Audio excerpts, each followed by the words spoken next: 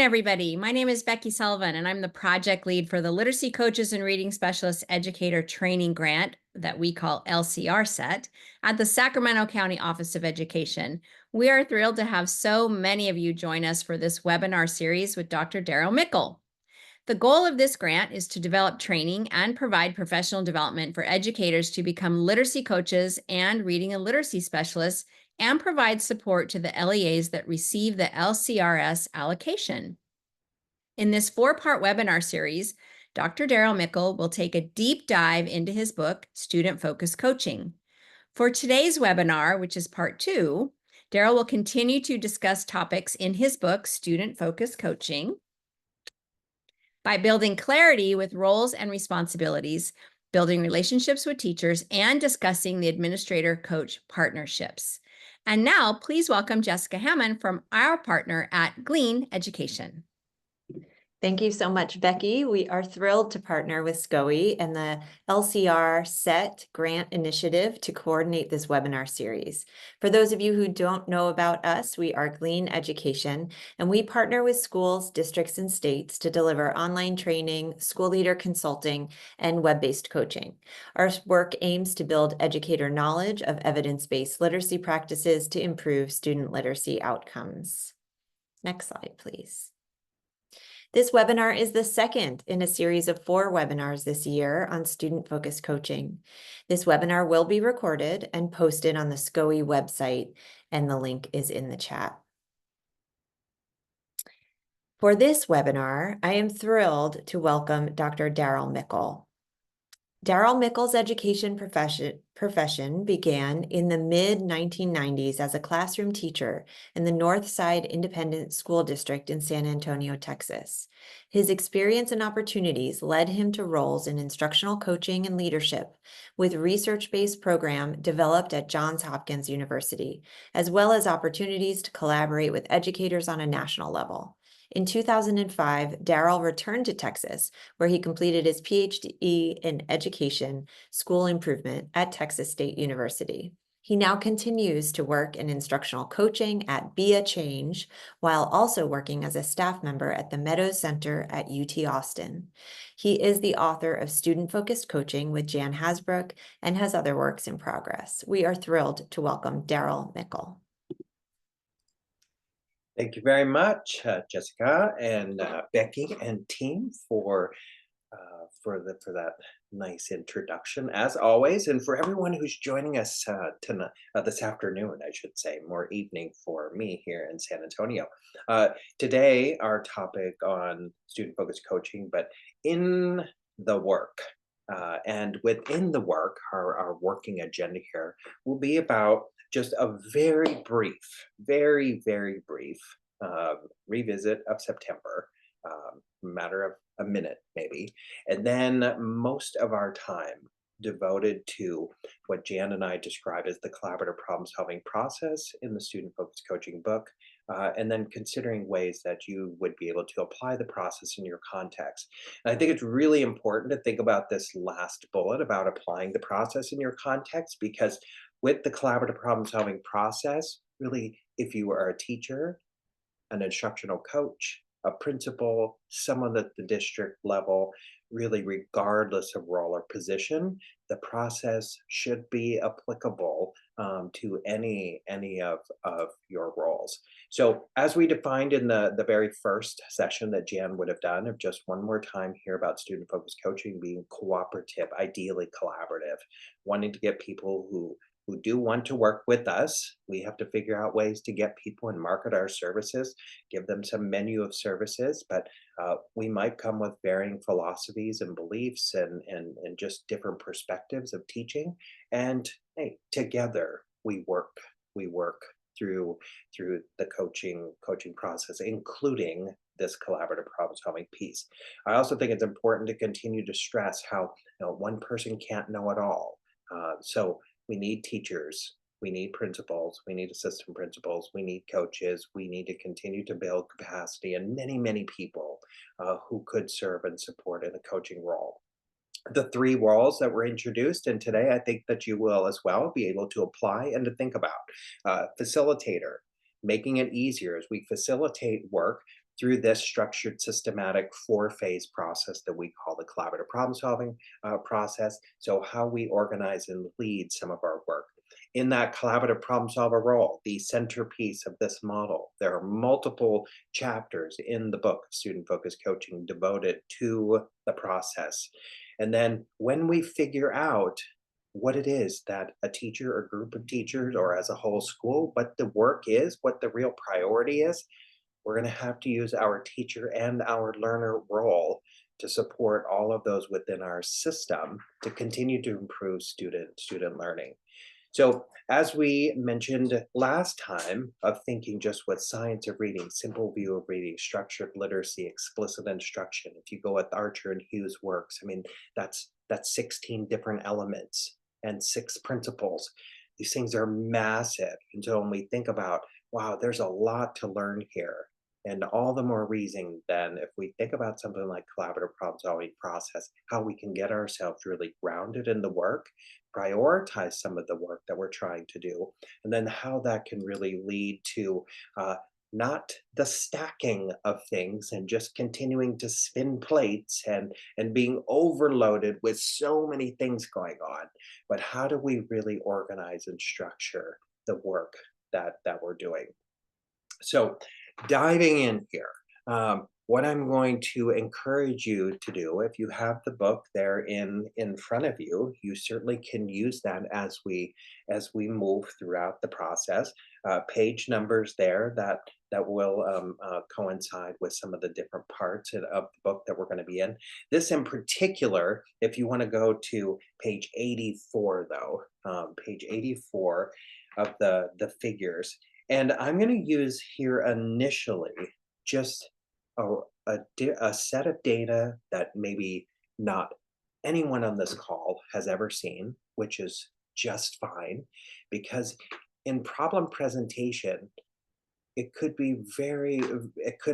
definitely be that we don't know what people are bringing to us, including if they're going to bring any kind of formal data or if they're just going to come with their own thoughts and feelings and emotions and hidden agendas and whatever else. So I'm going to apply this first as we step through the 4 phases. I'm going to apply it to a general set of data. And then we get closer to the end of the presentation, then I'm going to pull up a sample of Dibble's data that then you can see if that's something that you use in your own setting. Maybe that's something you can use. But please, please think about in your own context, regardless of position, how you can be utilizing this process. Now, when we describe the collaborative problem solving process, as you see on page 84, you'll see 2 different figures. You see one figure that has some additional kind of detailed notes, and then the second figure, 6.2, more of these different phases. Page 85 on the opposite side there, what you'll see are really the objectives for each phase of the process. Now, as we spoke during the first session for everyone who was with us, that student-focused coaching, we don't see this necessarily as being cyclical, pre-conference, observe, post-conference, unless specifically requested by someone.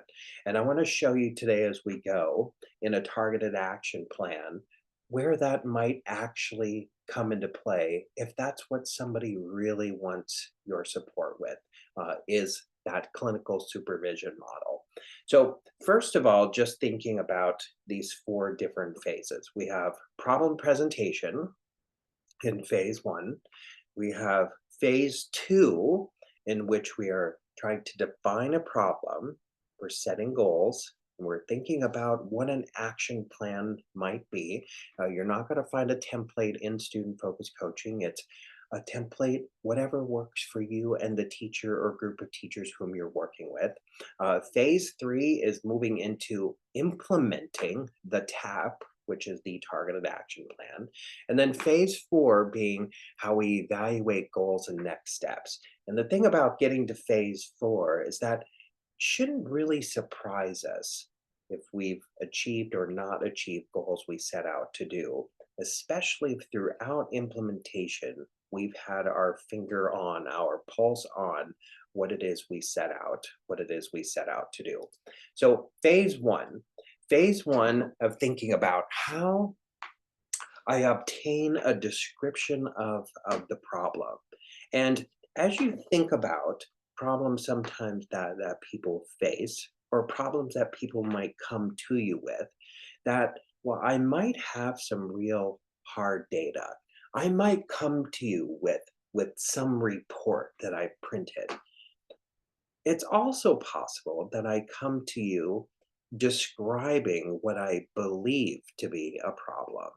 And as I describe what I believe to be the problem or concern, that my emotions and my feelings get pulled into that description as well. Uh, and I might also have hidden agendas. If you've ever thought about, wow, if I could just get this one or two students out of my classroom because of their behavior problems, boy, everything would run so much smoother. Uh, but being really cautious and aware of these hidden agendas. Uh, we talk also about this coach who thinks with with two imaginary brains. This front brain, that as someone is describing a problem or concern to you, that I'm really taking this in, I'm processing. I also have this front brain with a mouth where I'm asking questions. I might be paraphrasing, I might be summarizing. Uh, so, all these things that are happening on the front side, while this imaginary back brain is remaining skeptical and unconvinced that maybe a problem really does exist here. And so, really trying to understand before any solutions that we have really gotten ourselves into a place of understanding, is this really a problem that exists? Or is it maybe something that someone believes is a problem or concern? Now, in the first phase as well, what we're trying to understand is the historical context of this problem that someone's encountered. How long has it been going on?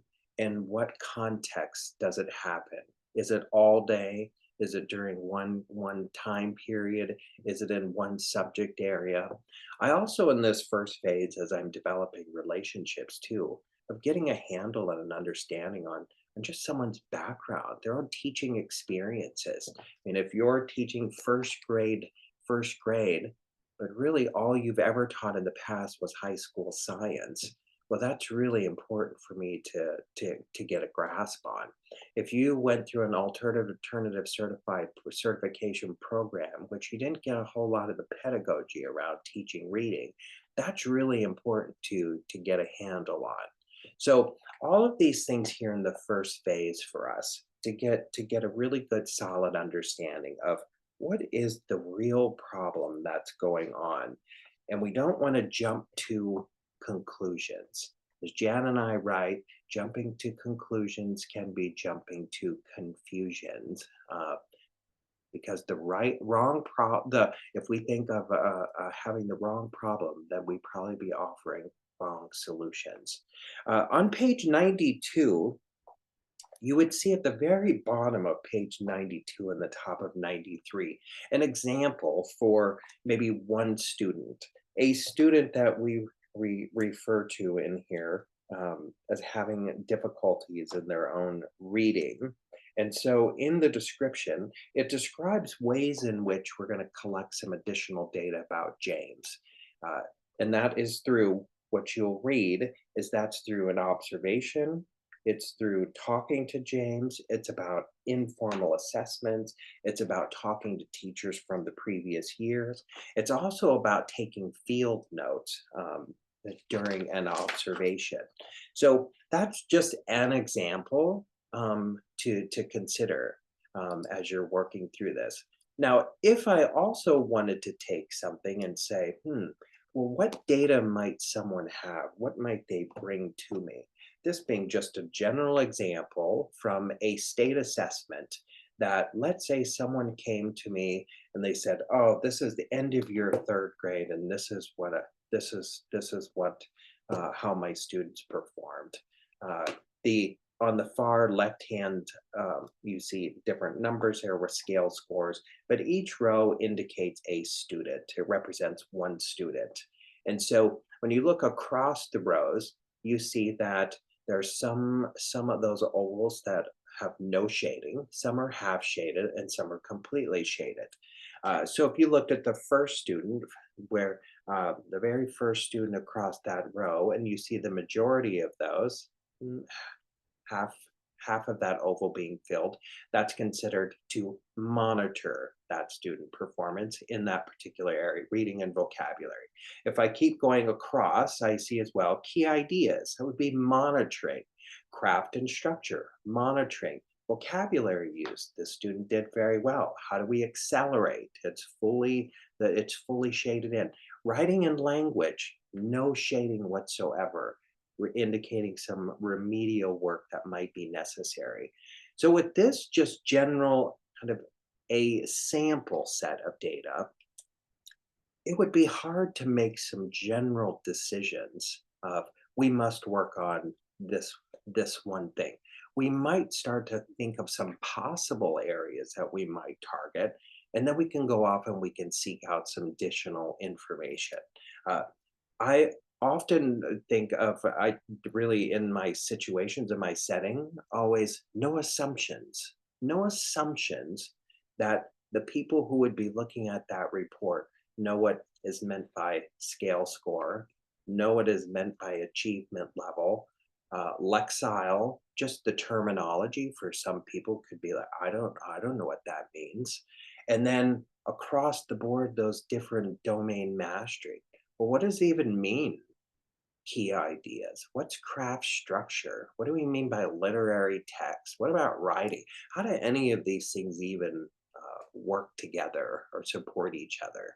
So, first phase, just doing our very best in terms of listening, asking a lot of questions, and trying to uncover what do we even really know about the students on in this particular class here and in these reports. If you look then at the collaborative problem solving process, at the process here, if I go back I'm going to go back really quick to this. All of that I was just talking about are just these circles that have no patterns in them. Phase one, problem presentation. Someone brings me that report, they try to tell me about it, and I'm asking a lot of questions. The other part of phase one, though, are these 4 question marks. What additional evidence do we have to help us really determine whether or not we have a problem here? I'm going to go through each of those and I'll tell you a little bit more, but I just want you to know that the representation for them, if you go to page, and if you have your book there, page 124 is where we would see some of this in terms of how we would gather information, maybe using observations. But we could also, the first question mark, we could think about interviewing people. If we were to interview teachers or students or family members, the additional data we might collect. That second question mark, observations that we might conduct, students in the classroom, teacher-student interaction, classroom ecology. What do we see happening in the room? Routines. What's on the walls, if anything, that would support student learning in a particular area? The third question mark is about additional assessments. Additional assessments on page 130 that maybe we would want to go and seek out. We would want to learn more, maybe from some different diagnostic measures or a screener or some other curriculum-based measure. And the last question mark is really meant for additional data collected or evidence collected around other records.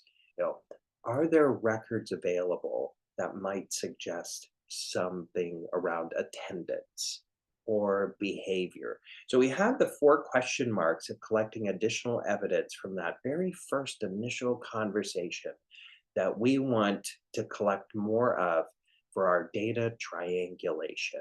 The important piece here of before defining a problem, we have that 3 or more data sets that all point us in a very similar direction. Data triangulation. So let's take this sample here. And if I were looking at this, we might then look at this and say, well, uh, based on what we see, a possible problem could be some general academic vocabulary. The impact that that vocabulary used when we look down this one column, well, there are several who have nothing shaded here, some who have half shading. But think of the impact that something like vocabulary, general academic vocabulary, might have the effect on struggling with literary text, informational text, our own writing and written, both how I receive, but expressing myself in terms of what I've learned, what I've heard. So maybe that's something that we want to consider. But I'm not going to offer you any solutions until we dig deeper. So that might include then talking in this first phase. Maybe I'm talking to teachers and I'm interviewing them, whether that's one teacher, it's a whole grade level, it's a department, it's randomly conducting focus groups about their vocabulary instruction. How do we teach vocabulary? Does everyone teach general academic vocabulary? Or do we teach and focus more on the content specific? Is there a routine that's followed?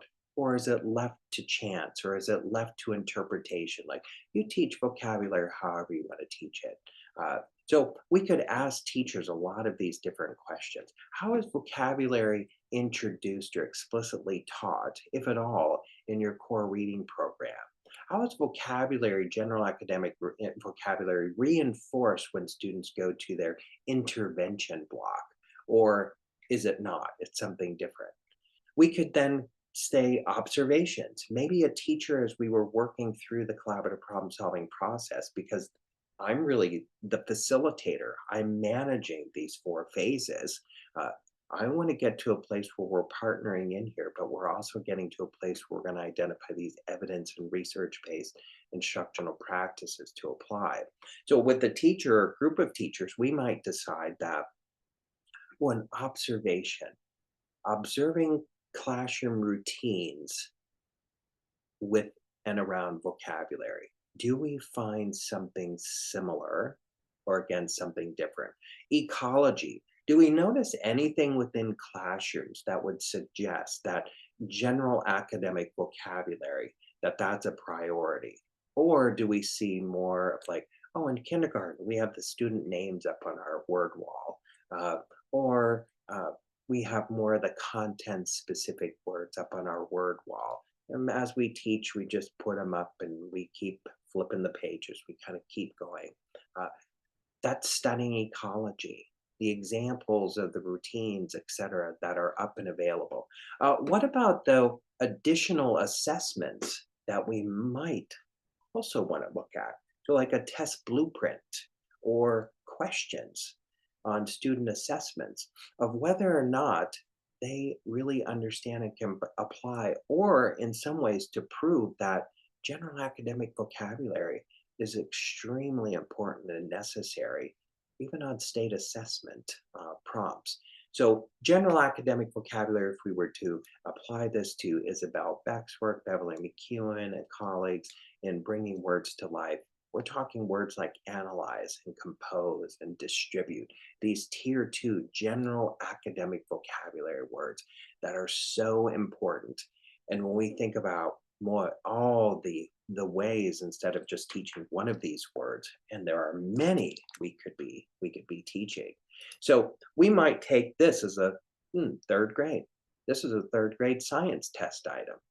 Well, if a student doesn't understand what I have circled there, design, model, force, change, surface, material, they're all general academic vocabulary words. So if I'm a science teacher who doesn't teach any of those, and I assume others have, this is a data point. If I say, third graders have to be able to read this checklist before they actually go and write their informational piece, well, the first bulleted item there, introduce, topic, clear, uh, they're going to be in some real trouble here when it comes time to be able to figure out what it is that I have to write about. So that just showing in phase one that I've listened and I've really tried to help and understand a teacher, a group of teachers, whomever, that maybe a problem is general academic vocabulary here. We've collected some additional data through interviews, the first question mark. We've shown that we observed ecology or routine, the second question mark. And we looked at some other forms of assessment, like release test items, etc. So the different question marks help us to get to then into phase two, where now we can put out all of this data. And as a coach or as a teacher, whomever decides to help to really organize this, we take this first part of phase two to say, what did we learn? What have we learned from all of this data that we've collected? Our data triangulation. We might find many patterns. So think of this as a gradient here of patterns that start to emerge. Maybe some of the patterns of the circles that are completely filled in, maybe that comes from record reviews. That this is factual information. It tells me how many absences someone had, how many different behavioral write-ups someone had. The white circles might represent, ooh, there's no pattern here. That's someone's feelings. That's someone's emotions.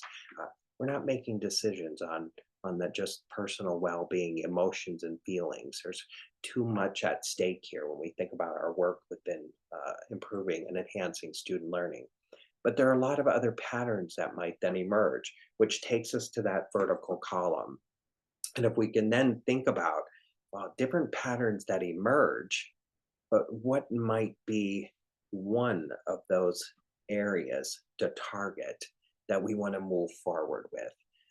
What one of those might have, as we maybe some have learned, of the domino effect, that focus, that if we could get that in place, it could have quite an impact on a lot of other things that are in that list. So we're going to have to work together to really think through what is going to be this priority.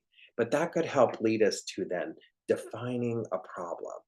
And after defining a problem, getting us to the place then of, well, what might then goals be that we would set to achieve the problem? And then a targeted action plan. A targeted action plan that we're going to create together, and we'll let that run maybe 2 weeks, 3 weeks, 4 weeks, 5 weeks, 2 months, probably not an entire school year, depending upon the complexity of the problem, but a real focused plan of action. So if I were to take and apply this back to our vocabulary experience, and if we said, yep, that's going to be something we're really honed in on, well, a problem might end up being for us then, uh, this is Daryl Michel's example. So your example might be very different. And again, apply it to your context. It might be that based on the data we collected and analyzed, that it appears that many students in this class are struggling with vocabulary use. It's possible that this area of concern is resulting in some students having difficulty when reading and comprehending it says literary and informational text. And this could also result in students having difficulty when expressing oneself using oral language and written expression accurately. If that's the definition, well, a goal or goals that are student focused might be something like this. That those target students, those students who didn't have anything filled in that oval or were partly filled, maybe what we're going to do with them is to really hone in on this, identifying and being able to use the words in at least 80% of practice sentences, and maybe it's 6 weeks. But maybe we also have with these same students that we're helping them to really identify and to comprehend meaning, but in paragraphs and in 8 weeks. So student focused in terms of the language of how it's being used, but it takes us then back to Matthew Kraft and colleagues at Brown University that would tell us, as a coach, that if I'm not in a classroom every day and I don't have that direct interaction with students, as a coach, I might really need to be thinking then of what can I do? Just imagine this priority, this one focus around general academic vocabulary as a whole system. You know, the DeFores write about professional learning communities being a district or a school focus, not all the little teams that make up a school. But if this was our bigger emphasis and we all were working on this, think of what I might be able to then do in a coaching kind of role.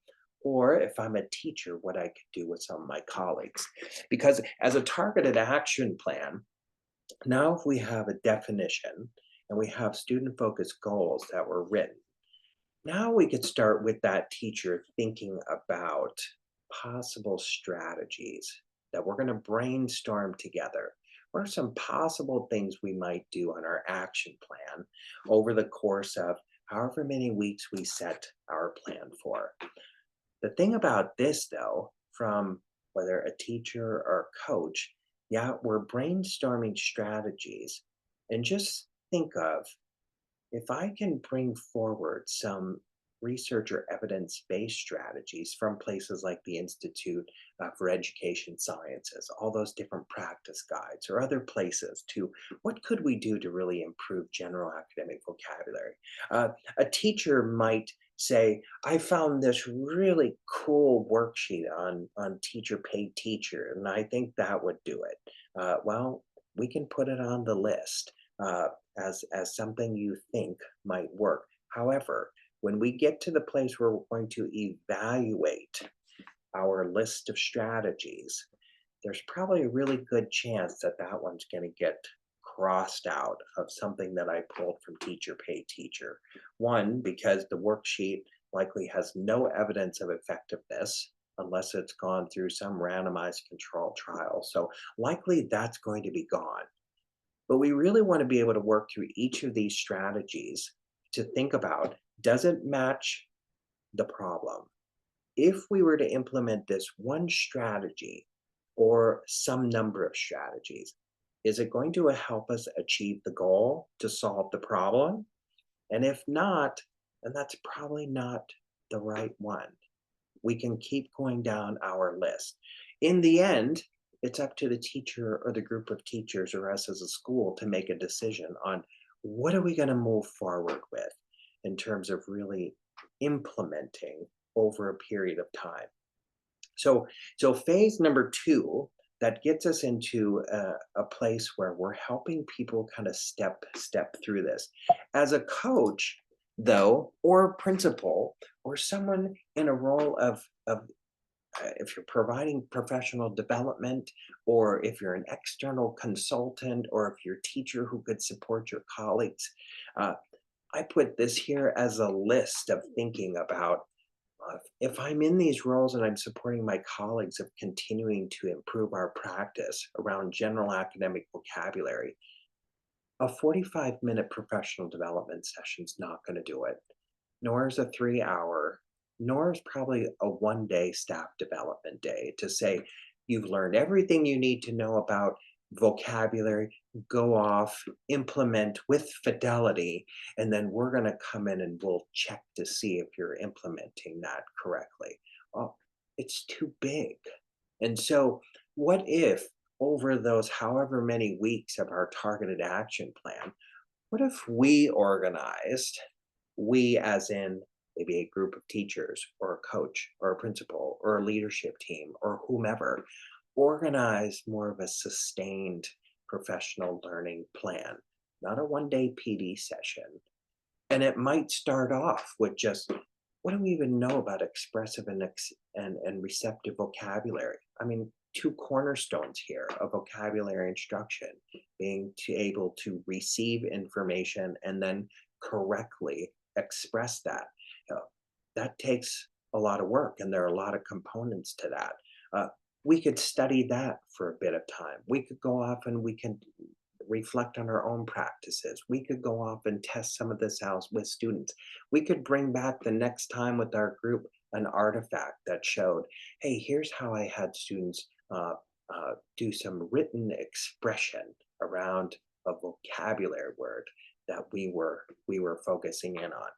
And then we can move into things like a standard analysis. Notice we're not just jumping in to say, let's study standards for the sake of studying standards. It's like, what's the priority here?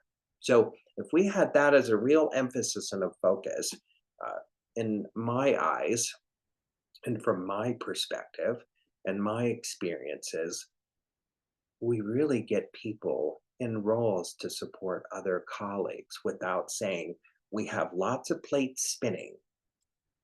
We have a real focus that a principal could now step into a classroom to observe one of these things that we're working on. A coach could continue to have these ongoing conversations with groups of teachers. Teachers from math and science and social studies or electives could have conversations together because we have a priority. We have something we're working on. Uh, but the complexity here, or the scaffold of the plan, as you keep digging deeper, oh, we could move into depth of knowledge around vocabulary. We can move into words to teach. We could think about cross-curricular connections. We could eventually get to a place of what's the routine that we want to use as a school. But nowhere in here has it been, let's give more stuff to people. Like, let's figure out what we're trying to do and let's deepen knowledge for the many people within our systems. So, that being when we think of phase two in a targeted action plan, we get to this place where Doug Reeves said, while focus alone is not a sufficient strategy for school improvement, focus is a prerequisite for improvement. So, as we go off to implement, we have a plan now. We have the focus along with what could be our monitoring, the ongoing professional learning plan, the different assessments that we're using.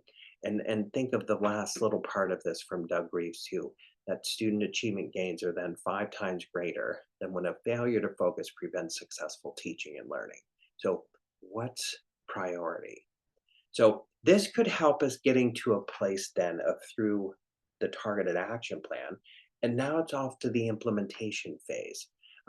So implementation, when teachers, if I've worked through this with one teacher, well, they're off to implement. If I've worked with a group of teachers or a department, they're implementing. If this is a whole school focus as our professional learning community, we're off to implementing. But if my role as coach or lead teacher, or I'm in this space to help others, my charge during this phase 3 is to continue to monitor, to check in, to make sure that we're on target with our plan, to see if adjustments might be needed here, to provide that ongoing sustained learning throughout this implementation phase. So regardless again of what the plan is and how long the goals are set, I want to make sure that we're sticking with the plan that we set, and that when we get to phase 4, we shouldn't be surprised.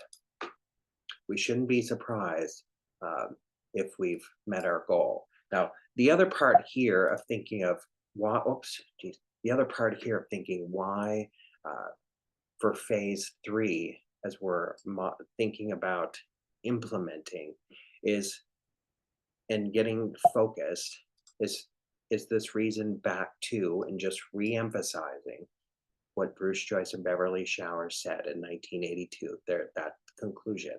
How long it takes for a teacher to learn about it and implement a new skill or strategy takes a long time.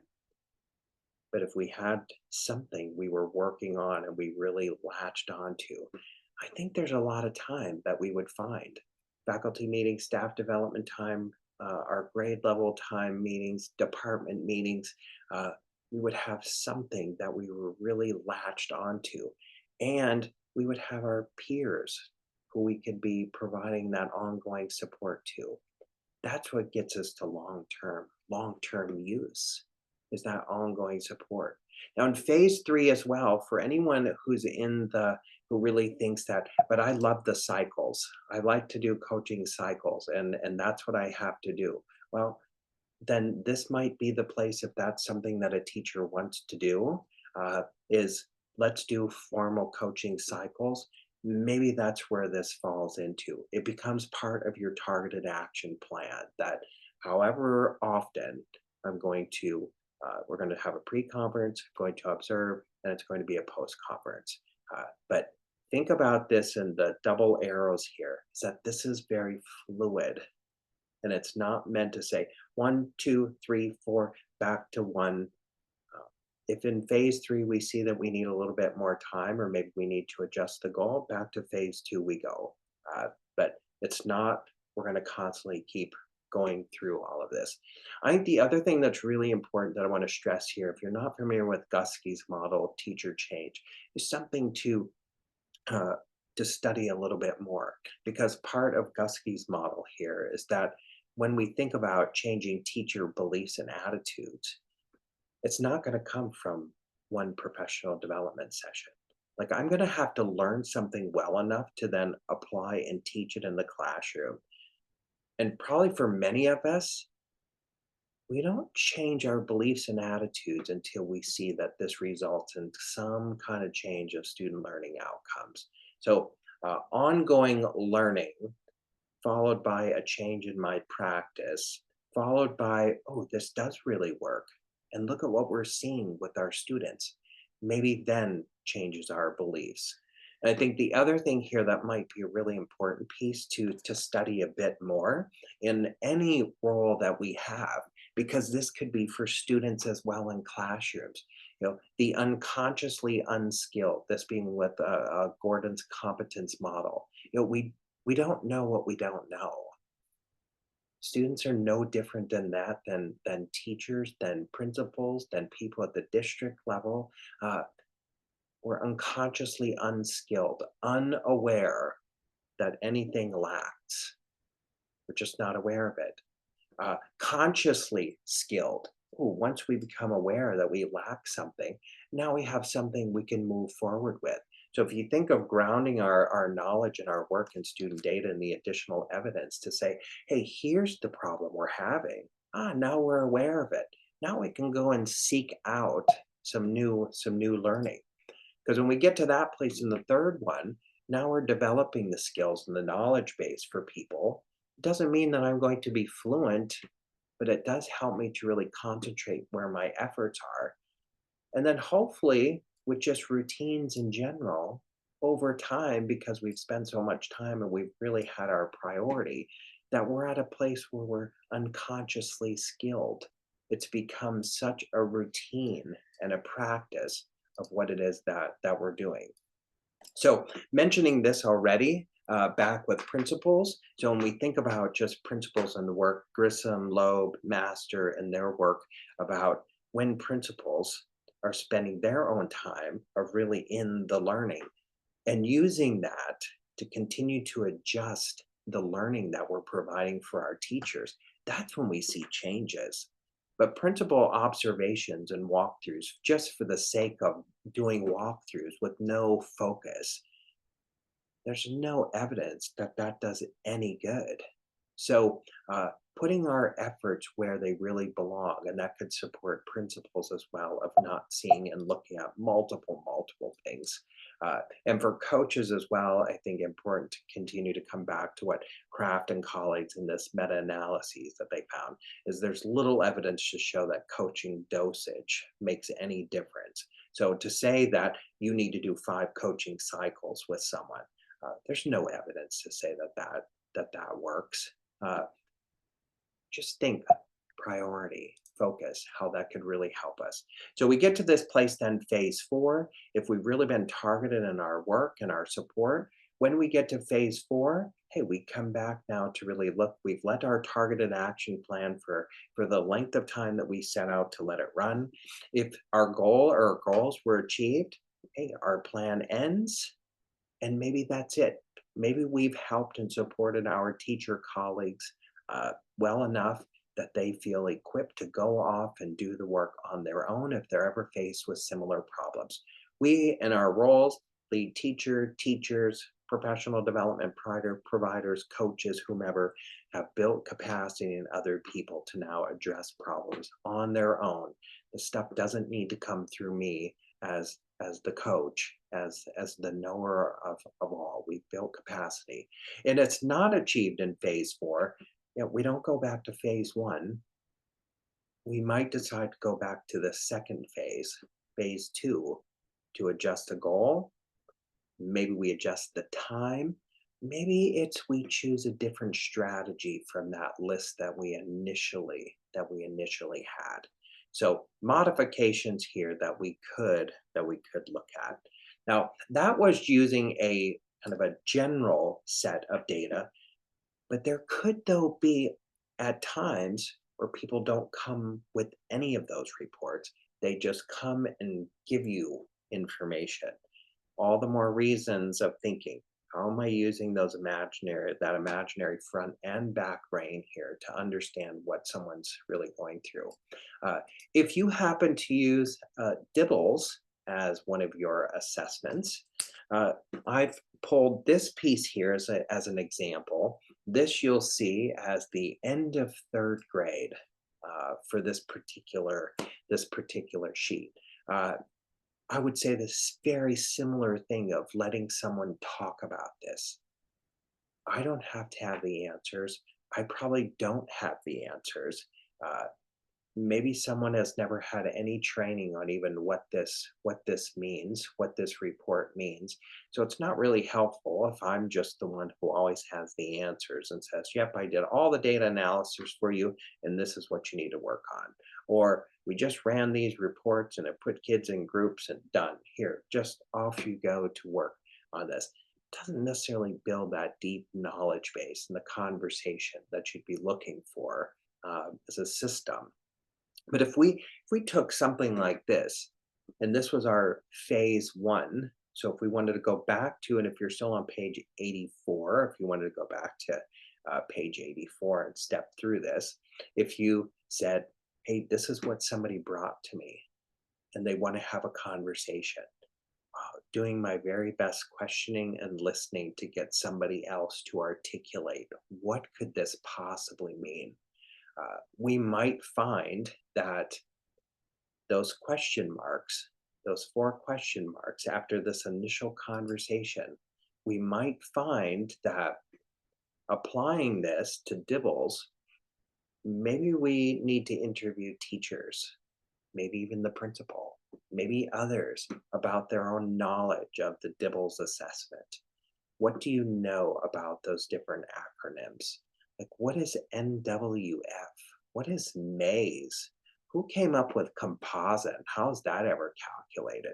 I mean, all these things that you could be thinking about of who has this knowledge of all those things. What are the critical skills that are assessed? And maybe even an interview with teachers to understand, how do you use any of that data on that spreadsheet, if at all? I might decide on the second question mark, we might decide that, hey, you know what? An observation. Observe the administration of one or more of these Dibbles measures, or maybe even observe a teacher or teachers use one of those spreadsheets for our reports to plan a small group. What's going through their mind? What are they thinking? What are they doing? What questions are they asked?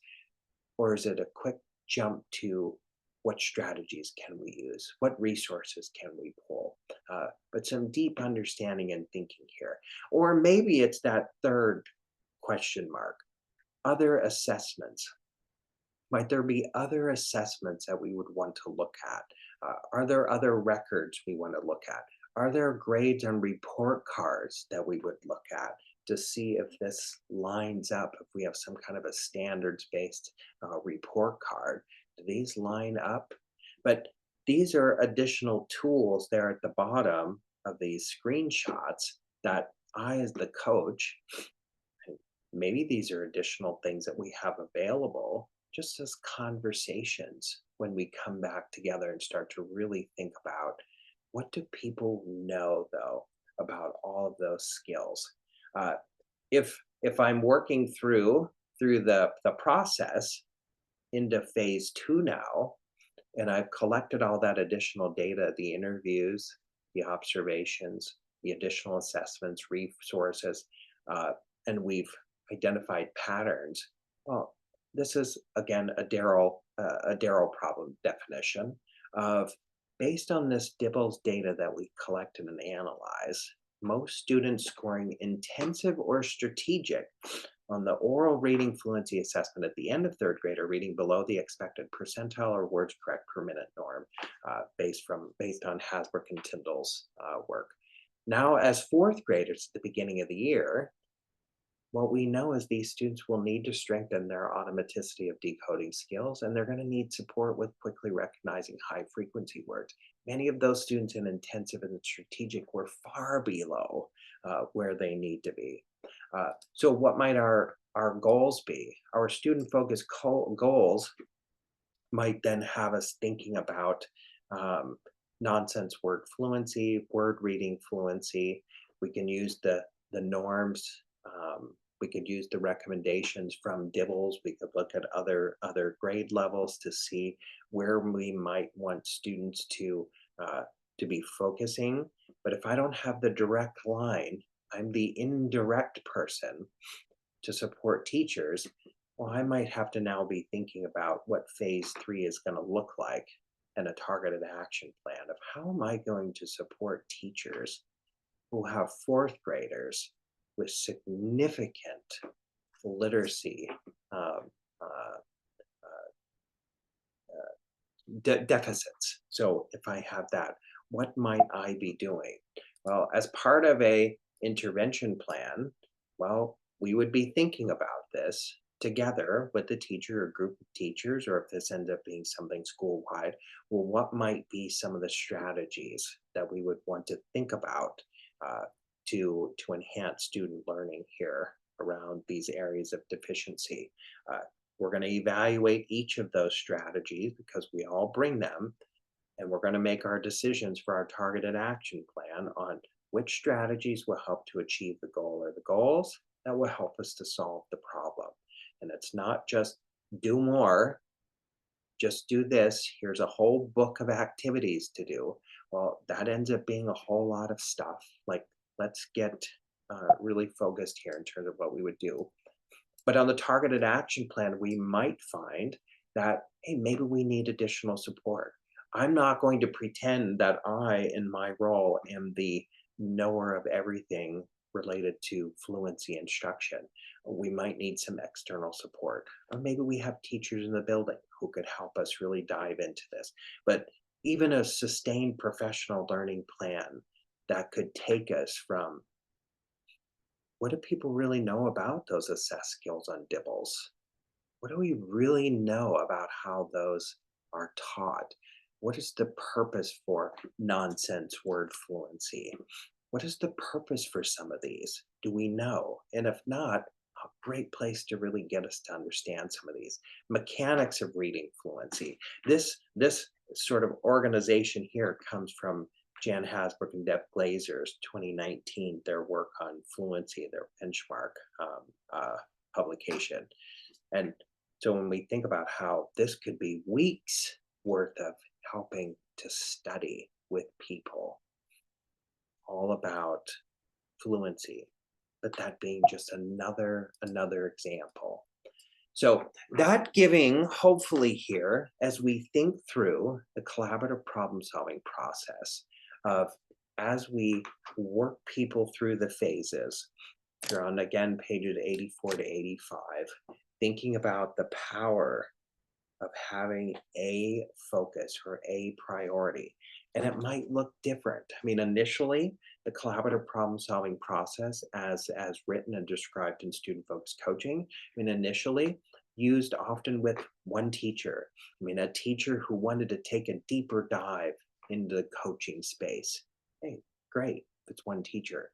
I will tell you though, my experiences, and now getting into or we'll have the book on instructional leadership through student-focused coaching published in the spring of 2025, that this process works equally well with principals and with people in district level offices.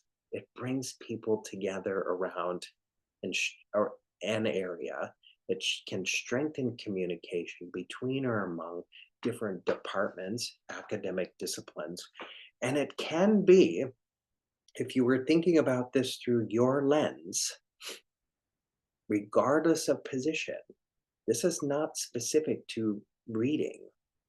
This could be, really, as Jan and I tried to keep it as general as possible, academic, behavioral, social emotional. It could be for kindergarten. It could be for 11th grade. It could be mathematics. It could be English. It could be culinary arts. But the process still remains the same in terms of the fluidity, the versatility of it, but how we, as coaches and others, it gives us at least a structured process to work through. So I would challenge you to be thinking about moving forward of just your own reflections here of, wow, if I took the collaborative problem solving process, one, just how could it be used in my own context as a classroom teacher, as a coach, as a district rep? How could I use this?